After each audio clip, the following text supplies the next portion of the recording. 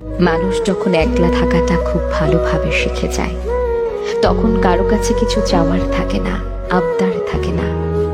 সময়ে অসময়ে কেউ পাশে না থাকার আফসোস করে না, কাউকে সাথে না পেলে অভিমান অভিযোগ করে না।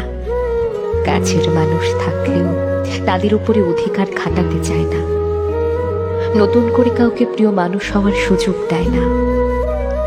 নিজে ভুল কি সঠিক সেটা কাউকে বিশ্লেষণ করতে চায় না। যে কোনো যুক্তি তর্কের কথাগুলো এড়িয়ে চলে উত্তর দেওয়ার ভয়ে। কঠিন বিষয়গুলো বা কষ্ট পাওয়ার ব্যাপারগুলোকে পজিটিভ ভাবে দেখে। প্রচন্ড রকমের আত্মবিশ্বাসী হয়ে ওঠে নিজের উপরে। অনুভূতিতে ব্যাপক নিয়ন্ত্রণ। এদের প্রথম প্রায়োরিটি হয় মানসিক শান্তি। বিশ্বাস এদের খুব দামি, তাই সহজে কোনো মানুষকে বিশ্বাস করে না।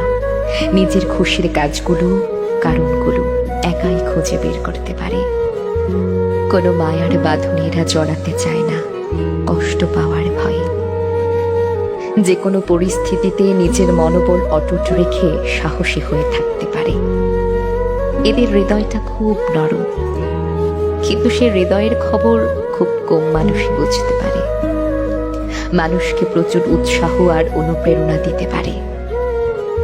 নিজেকে দায়বদ্ধতা থেকে মুক্ত রাখতে চায় সব সময়। কারো সমালোচনাতে কান দেয় না, অন্যের কথায় আরেকজনকে বিচার করতে চায় না। চুপ করে আরেকজনের কথা শুনে, কিন্তু নিজে কথা বলে একেবারেই কম। প্রচুর হাসাতে পারে। দিন শেষে একলা একাই সবকিছুকে উপভোগ করতে পারে।